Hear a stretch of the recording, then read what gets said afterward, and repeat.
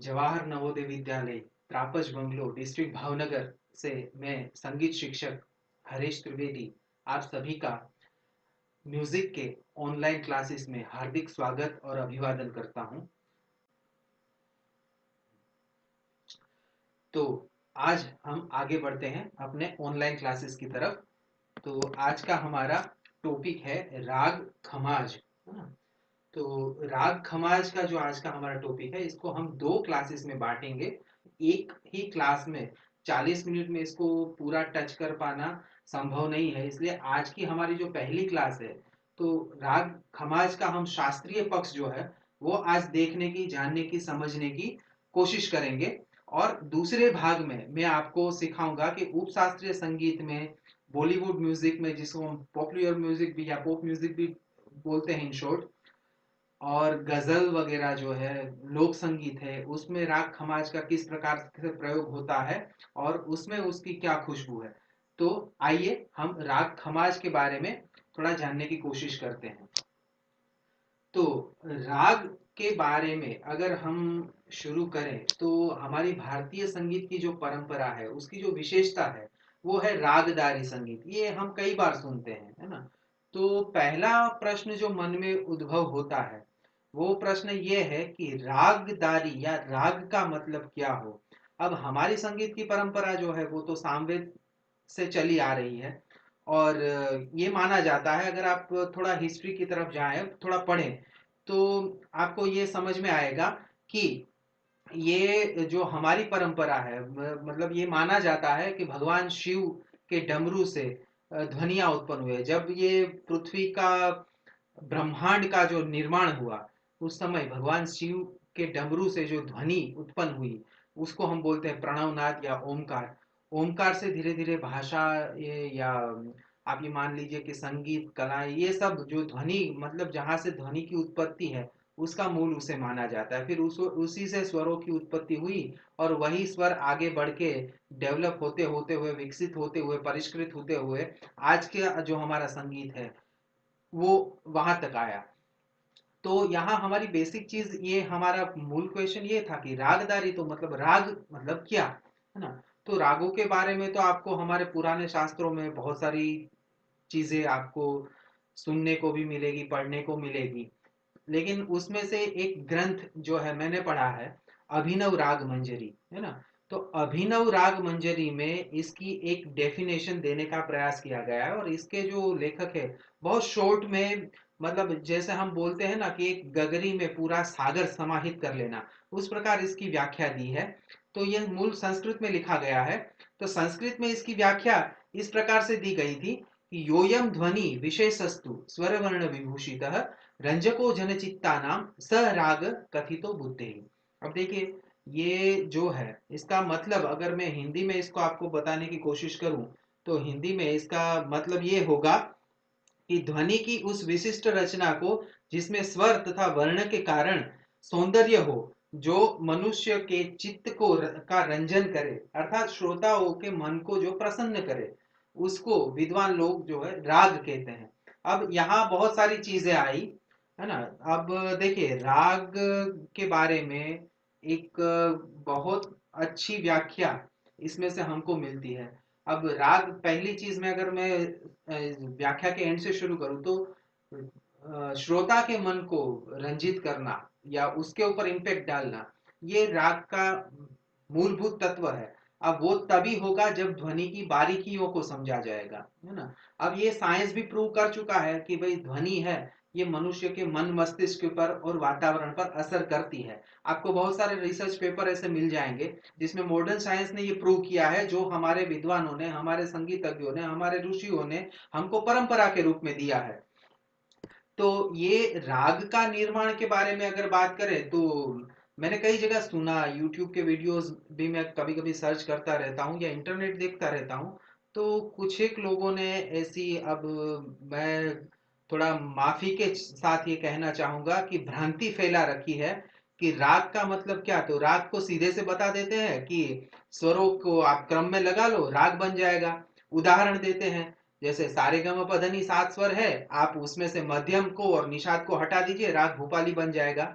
तो ये कंसेप्ट जो है वो बिल्कुल ही स्वीकार्य नहीं है, क्योंकि भारतीय संगीत के जो राग बने हुए हैं उसमें ध्वनियों का इतनी बारीकियों से अभ्यास किया गया है और बाद में रागों की रचना की गई है।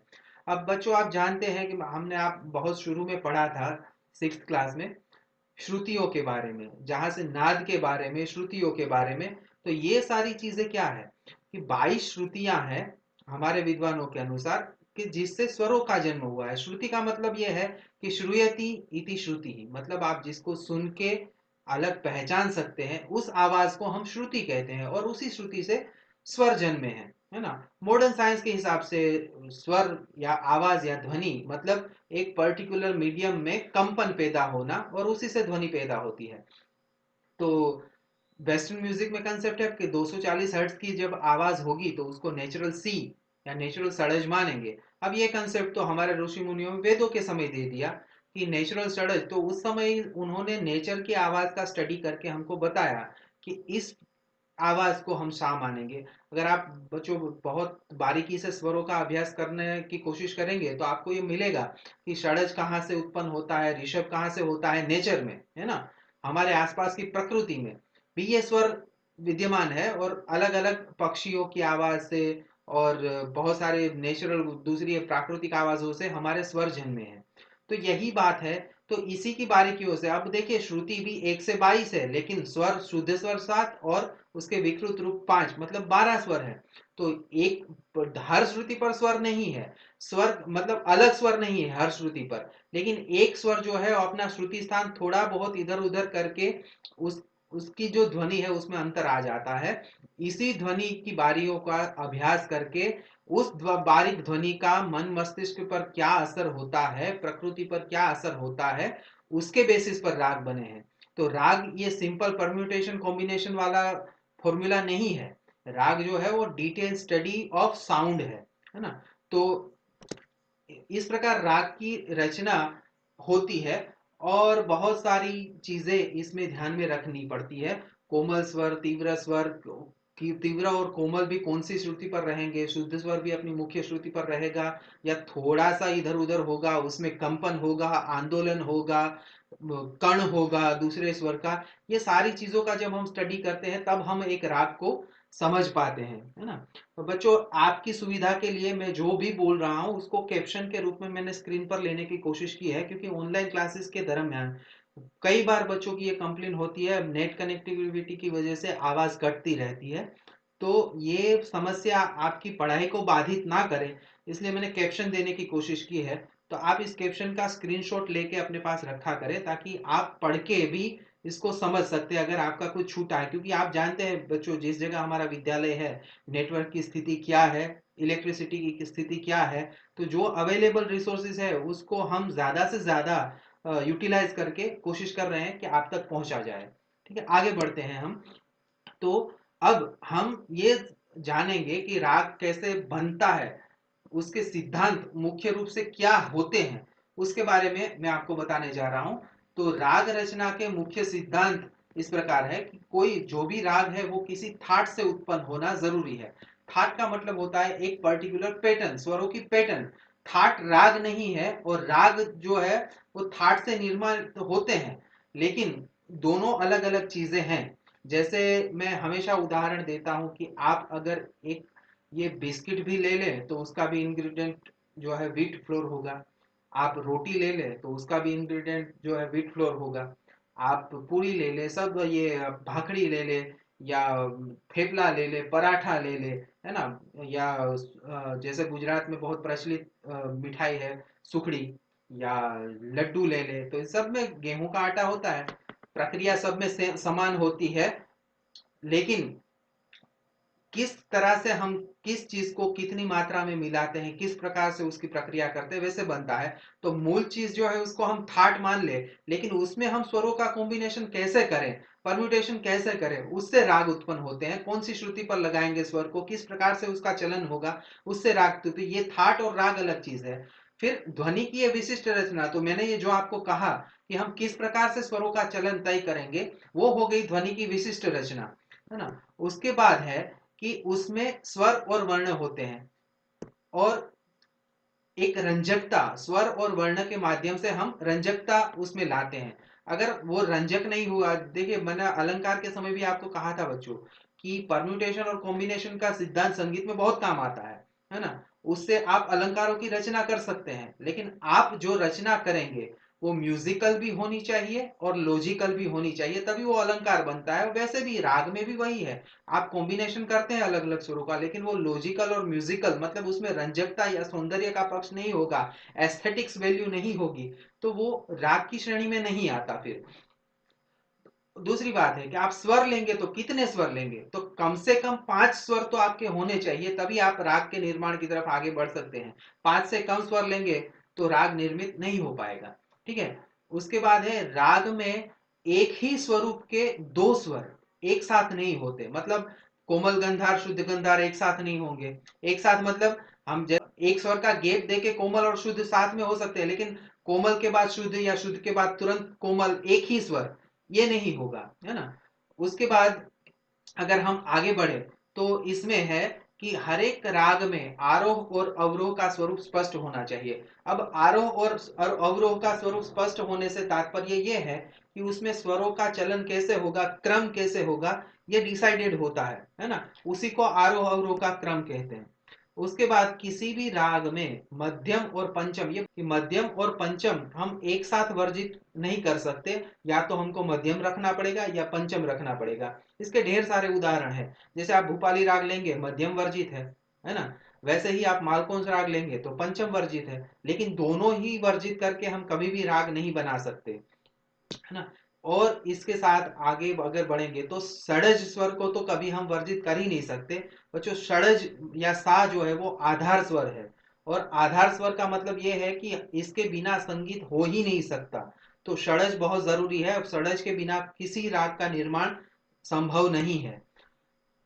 और एक चीज इसमें है, ये है कि राग का स्वरूप उसमें वादी और संवादी ये जो है वो स्पष्ट होने चाहिए, कौन सा स्वर वादी होगा कौन सा संवादी होगा।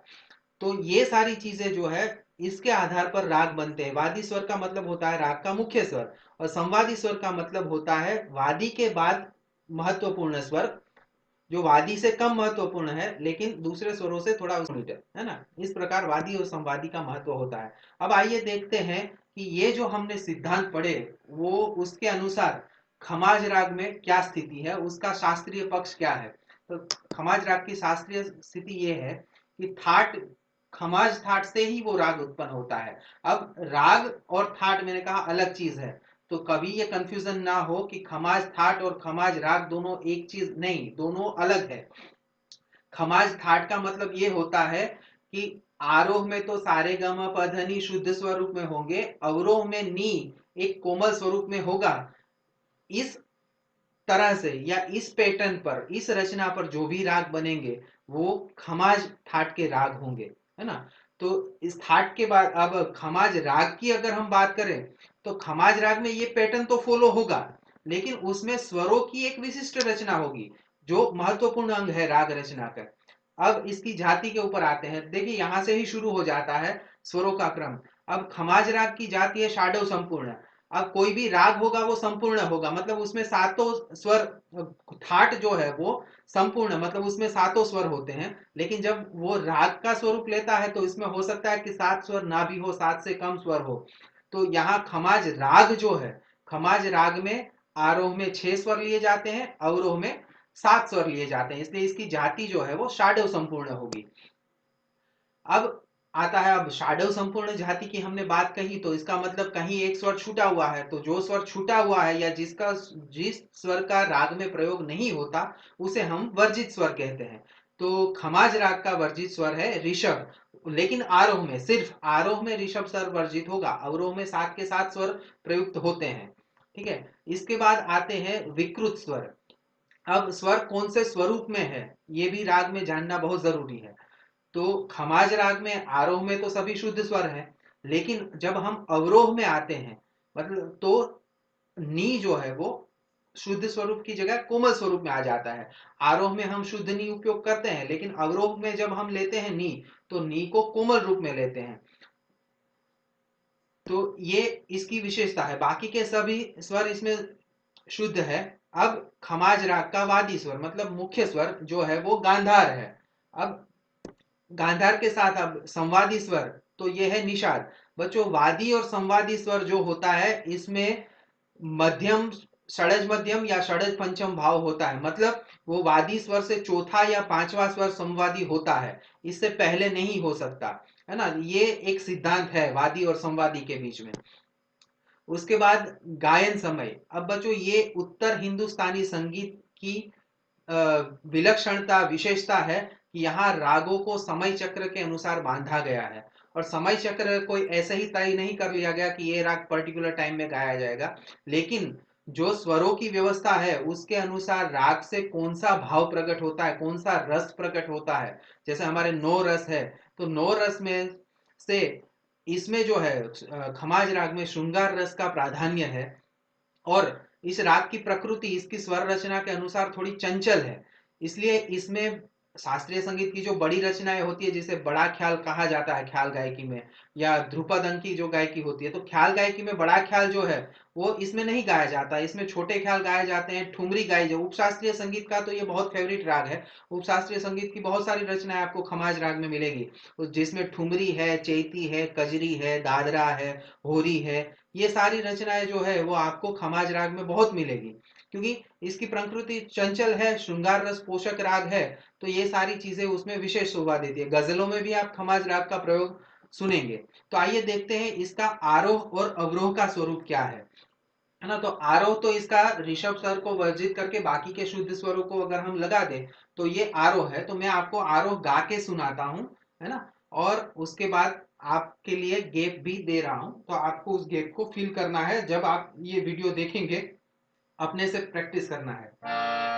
सा द म प ध नि सा,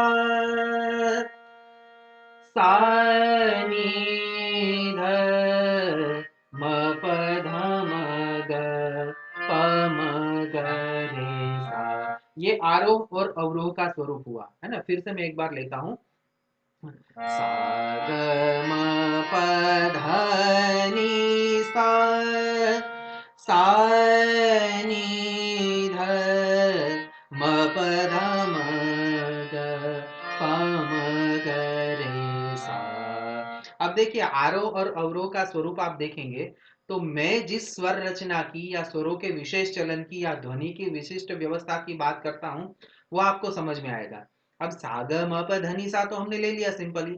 अवरोह देखिए आप, सा नी ध, अब इसको मैं ऐसे भी गा सकता था, सा नी ध, है ना।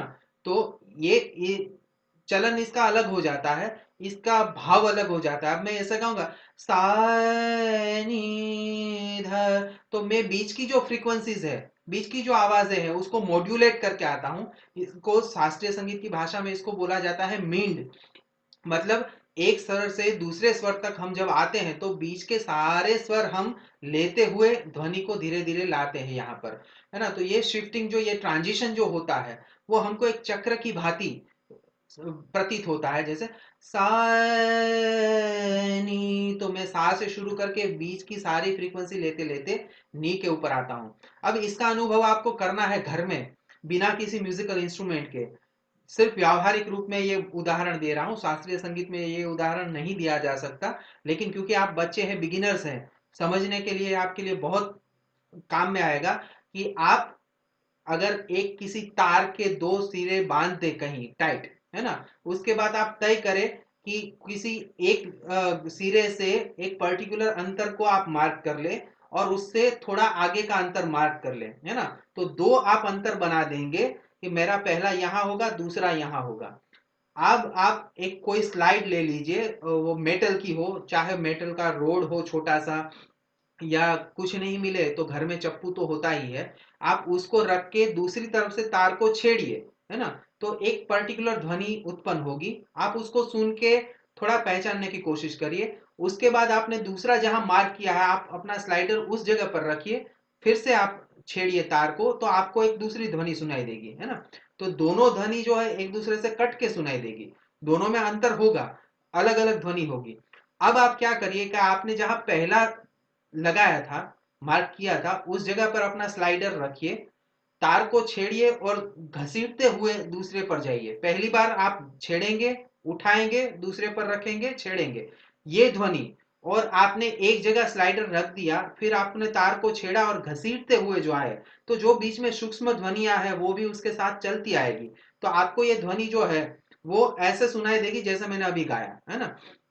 तो वो आप कौन सा तार लेते हैं, कितनी मोटाई होती है, कितना अंतर होता है, उसके अनुसार उससे स्वर उत्पन्न होगा। मेरा सिर्फ वहां कहना यह है, ध्वनि एक जगह से दूसरी जगह पर जाती है तो कैसे जाती है, अगर हम सिंपली उसमें ब्रेक दे दे तो कैसे होता है, और बीच की सेमीटोन्स को लेते हुए जाते हैं तो वो ध्वनि कैसी प्रतीत होती है, ये कहने का मतलब था। तो यहाँ खमाज राग में इस तरह से नी लेने का मतलब ये है कि जो उसका जो चंचल प्रकृति है या उसका श्रृंगार जो है, वो श्रृंगार को हम लाना चाहते हैं। अब देखिए, सा और कोमलनी, इसको लेके हम वीर रस भी जनरेट कर सकते हैं। जैसे मैं सा नी इस प्रकार से कोमलनी को गाऊंगा तो वो वीर रस देगा, है ना, वहां ये भावना होगी कि कोई जोश आ रहा है। अब उसी नी को मैं ऐसे गाऊंगा सा नी, तो यहाँ नजाकत आ जाती है, कोमलता आ जाती है ना, तो मृदुता आ जाती है। यही मृदुता जो है वो इस राग को अलग करती है। तो यही भाव हमको, देखिए संगीत जो है वो गुरुमुखी विद्या इसलिए कहा जाता है कि आप गुरु के पास बैठ के सीखेंगे, तभी इन चीजों की बारीकियों को आप समझ पाएंगे। अब यही चीज आपको लिखी हुई दे देने से आप नहीं कर सकते, उसका जो मूल भाव है वो नहीं आएगा। बच्चों, मैं एक बात हमेशा ही कहता हूँ, संगीत आप चाहे प्रोफेशनल रूप में उसको अपनाए या नहीं अपनाए, आप अपना कैरियर उसमें बनाना चाहे कि नहीं चाहे, वो अलग बात है। लेकिन क्योंकि हर एक आदमी को वो कहीं ना कहीं टच करता है, हमारे बचपन से लेके हमारे जीवन के अंत तक संगीत हमारे साथ अलग अलग रूप में जुड़ा हुआ होता है, और इसका इम्पेक्ट होता है मन मस्तिष्क पर। इसलिए इसको, इसका जो प्राथमिक ज्ञान है वो हमको जरूर लेना चाहिए, और इसलिए मैं ये डिटेल में आपको बताता हूं। आप ये समझेंगे तब म्यूजिक का थेराप्यूटिकल यूज भी बहुत है ना। तो मैं एक बात जो मुहावरा हमेशा यूज करता हूं कि आप तानसेन बने ना बने उससे कोई मतलब नहीं है, लेकिन कानसेन जरूर बनिए। कानसेन बनने का मतलब है संगीत के एस्थेटिक को समझे, स्वरों के एस्थेटिक को समझे, ध्वनियों को समझे। ये आपके routine day to day life में भी बहुत काम आता है। और संगीत, क्योंकि आजकल बच्चों देखिए, डिप्रेशन या अवसाद जिसे हम कहते हैं, ये इतना फैला हुआ है, हर एक आदमी कहीं ना कहीं मोर और लेस अवसादग्रस्त होता है, डिप्रेशन का कहीं ना कहीं अनुभव करता है, वो चाहे अपनी प्रोफेशनल लाइफ हो या फैमिली लाइफ हो या सोशल लाइफ हो। इससे बचने का या इससे बाहर निकलने का, या इसमें सपोर्टिव जो है म्यूजिक बहुत सपोर्टिव एक जरिया सिद्ध हुआ है। तो आप इसके लिए जरूर देखें। और इसका इम्पेक्ट मैं आपको एक व्यावहारिक उदाहरण दूं, अगर कि बच्चा जब रोता है तो उसको लोरी गा के शांत किया जाता है। तो इसका क्या मतलब है, एक बच्चा जो नया जन्मा हुआ बच्चा है ना, नवजात शिशु है, वो ना तो वो भाषा समझता है, ना भावों को समझता है, ना दुनिया को समझता है, कौन मेरी माँ है कौन बाप है इसकी ज्ञान उसको नहीं होता। लेकिन जब उसको लोरी सुनाती है माँ तो वो शांत हो जाता है। यही दिखाता है कि ध्वनि का हमारे मन मस्तिष्क पर क्या प्रभाव होता है। इसलिए मैं चाहता हूं कि आप म्यूजिक सीखें, उसको समझे, है ना। बाद में आपकी चॉइस है कि आप प्रोफेशनली उसको ले या नहीं ले, लेकिन अगर आप किसी चीज का आनंद भरपूर उठाना चाहते हैं तो उसके एस्थेटिक पक्ष को आपको समझना होगा, वो चाहे आपकी भाषा हो, चाहे कोई कला हो, है ना। तो आप तभी उसका आनंद ले सकते हैं। तो ये मैंने उसका जो थियोरिटिकल पक्ष है वो रखने की कोशिश की। अब हाँ, दूसरी एक महत्वपूर्ण बात जो मुझे याद आ रही है, रागवाचक स्वर, है ना। रागवाचक स्वर क्या है, अब कई बच्चों ने, जब मैंने सिखाया आपको वैष्णव जन तो, या उससे पहले लोकगीत सिखाया, या उससे पहले भी जो भी गाने सीखे, तो मैंने हर बार एक बात कही कि ये गाना एक पर्टिकुलर राग पे आधारित है, इस राग पे आधारित है, उस राग पे आधारित है। तो बच्चों की क्वेरी आती है कि सर राग किस राग पे आधारित है, कैसे पता चले या कैसे उसको पहचान सकते हैं। तो बेटा उसके लिए जो है वो रागवाचक स्वर होते हैं, है ना। एक देखिए, खमाज राग का एक पर्टिकुलर चलन है। अब या कहीं पर आपको ये मिले नी ध म प ध म ग प म ग रे सा, इस प्रकार का चलन जो है वो खमाज राग का एक विलक्षण अंग है। तो जहां पर ये स्वर समूह आएगा तो हमको तुरंत पता चलेगा कि ये राग खमाज है। और ये चीजें अभ्यास से आती है, निरंतर अभ्यास से। आप अभ्यास का मतलब ये नहीं है कि आप हारमोनियम या तानपुरा लेके गाना गाने बैठ जाए। अभ्यास का एक मतलब ये भी होता है कि आप बहुत ध्यान से चीजों को सुने और समझे। ये भी अभ्यास का या रियाज का एक माध्यम है। और पुराने समय में तो ये प्रणालिका थी, परंपरा थी कि जब कोई व्यक्ति संगीत सीखने के लिए जाता है तो उसको कुछ समय तक सुनने की प्रैक्टिस करवाई जाती है कि सुनना कैसे है, क्या सुनना है, और वो सुनने के बाद अपनी एक सेंस डेवलप होती है। उसके बाद संगीत सीखना शुरू होता है। लेकिन विद्यालयीन शिक्षा में ये सारी चीजें संभव नहीं है, इसलिए हम तुरंत जो हमारा अभ्यासक्रम बना हुआ होता है उसके अनुसार जाने की कोशिश करते हैं।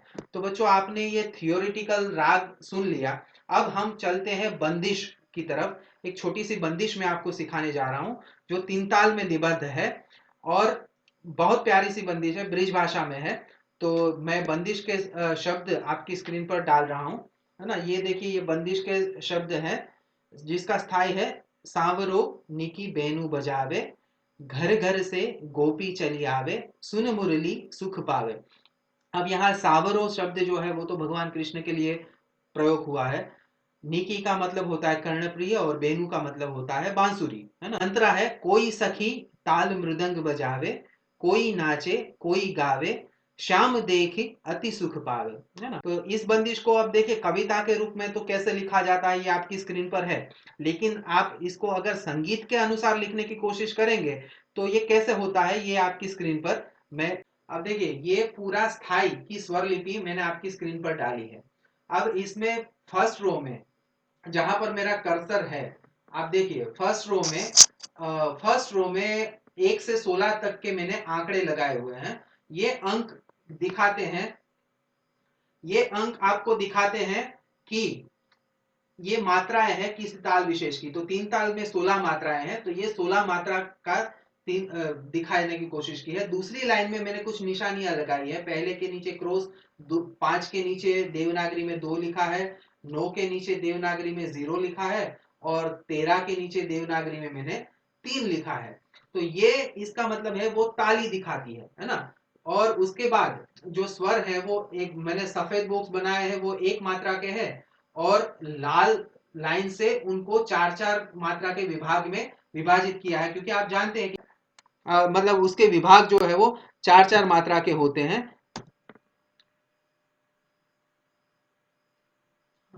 तो इसके साथ आप देखिए कि कुछ एक निशानियां मैंने लगाई है।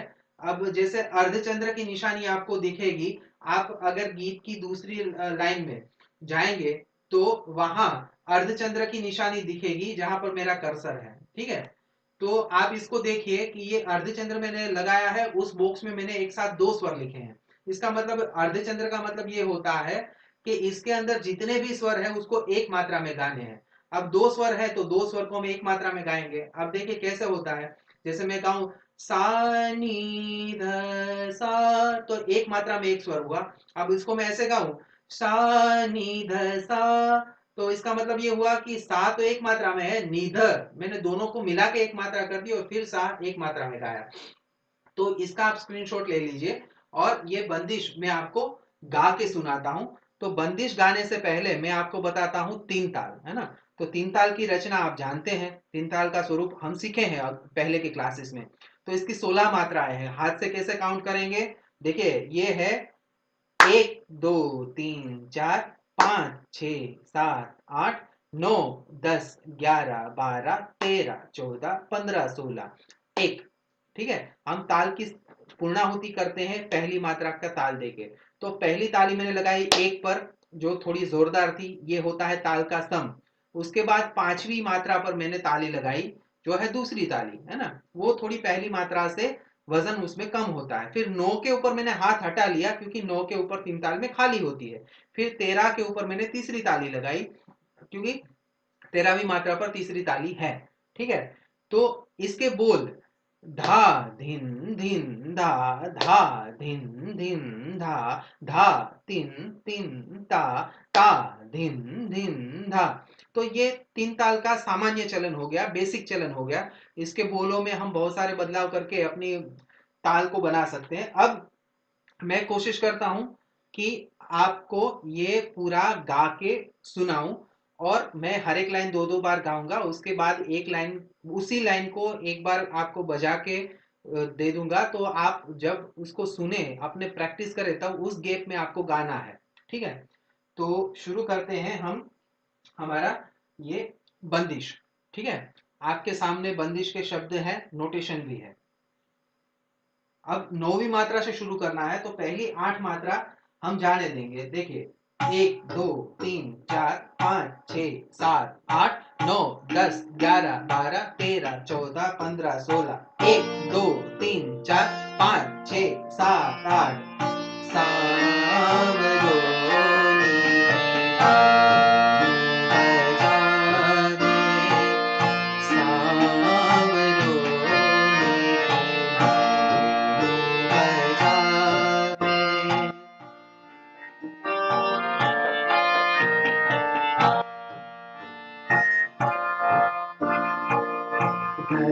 घर से गोपी चली आवे, घर घर से गोपी चली आवे।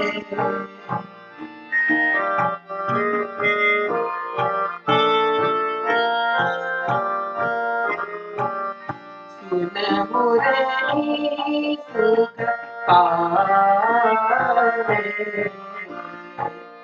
सुन मुरली सुख पावे।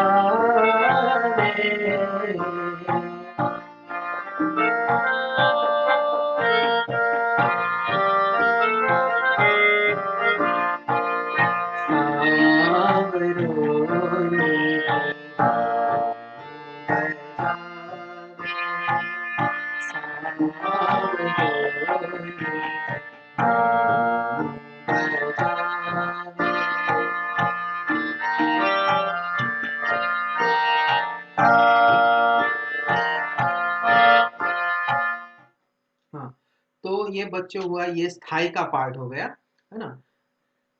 हर एक लाइन को दो दो बार गाया है और इसके बाद एक गैप दिया है। तो आप भी जब फाइनली जब इसको गाया सीखने के बाद, तो हर एक लाइन को दो दो बार गाना है, और स्थाई खत्म होने के बाद स्थाई की पहली लाइन को दोहराना है। उसके बाद आता है अंतरा। तो अंतरा का नोटेशन आपकी स्क्रीन पर डाल रहा हूं, और आप इसका स्क्रीनशॉट लेके रखिए, और बाद में मैं आपको गा के सुनाता हूं। ठीक है ना। अंतरा भी 9वीं मात्रा से ही शुरू हो रहा है, तो वही पैटर्न अपना रहेगा, अपना चलता रहेगा।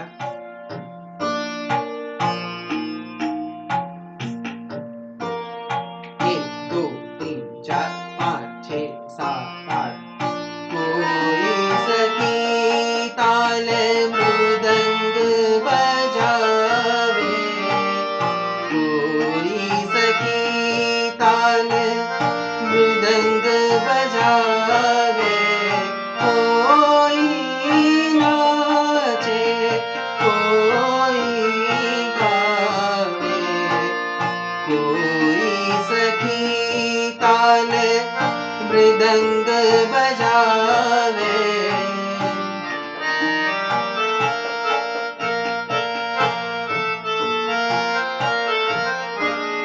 कोई नाचे कोई गावे,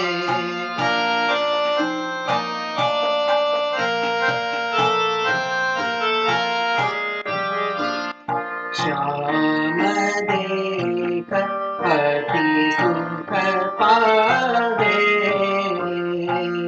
श्याम देख अति सुख पावे।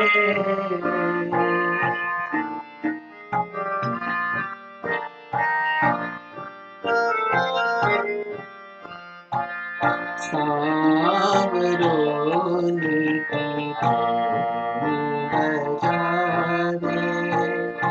सांवरों की धूम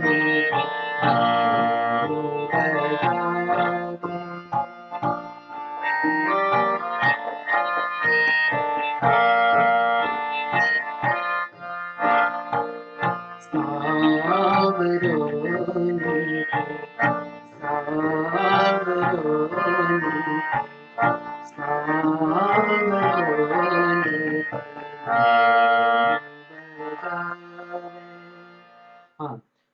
बच्चों देखो, मैंने जब ये पूरा किया गीत, है ना, तो उसके बाद मैंने एक पर्टिकुलर टुकड़े को 3 बार गा के गीत को पूरा किया, जैसा हम हर एक बंदिश में करते हैं या गीत में करते हैं।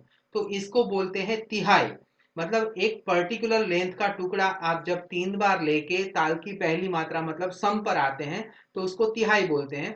और जनरली ये चलन है कि अगर आप आलाप तान करके अपना विस्तार कर रहे हैं तो उसमें भी कई बार तिहाई लेके जब आप आते हैं सम पर तो वो प्रभावी होता है ना। और इसी प्रकार जब हम गाना समाप्त करते हैं तो तिहाई लेकर समाप्त करते हैं तो वो उसका एक इम्पैक्ट बन जाता है, जो एटमोस्फियर खड़ा होता है वो बन जाता है।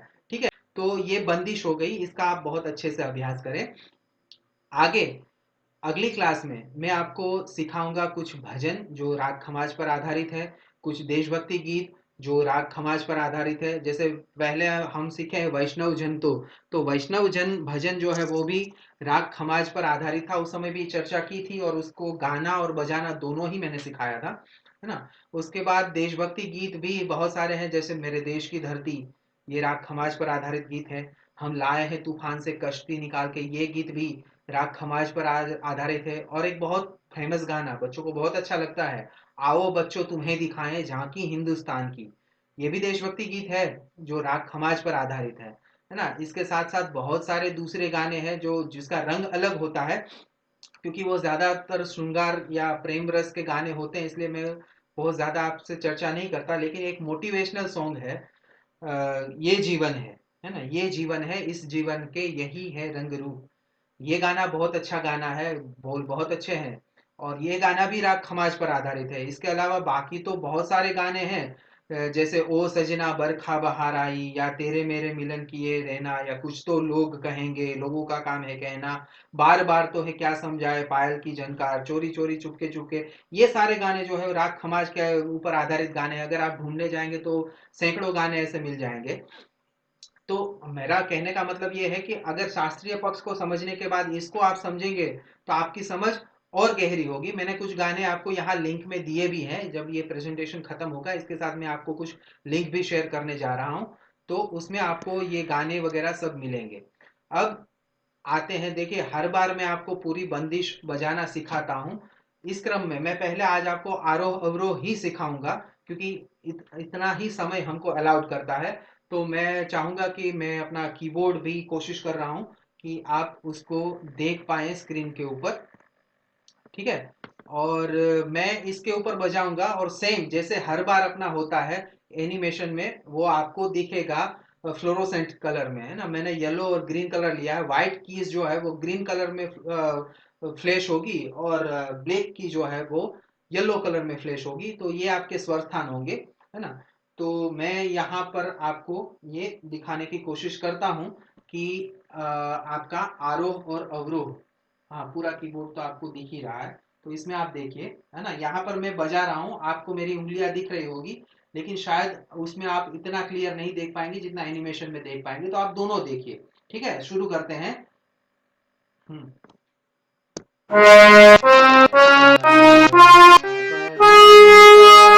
ना, ये हो गया आरोह, है ना। तो आरोह को मैं फिर से आपको एक बार दिखाने की कोशिश करता हूँ। अब इसका अवरोह,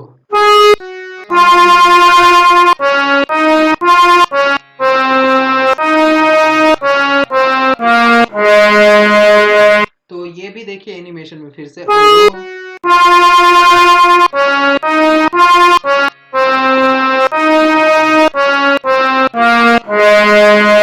तो ये आरोह अवरोह जो है उसकी आप लगातार प्रैक्टिस करिए ताकि आपकी उंगली जो है वो सेट हो जाएगी इस राग को बजाने के लिए। और दूसरी बात यह है कि अगर आप गाने की प्रैक्टिस कर रहे हैं तो इसको बार बार गाइए।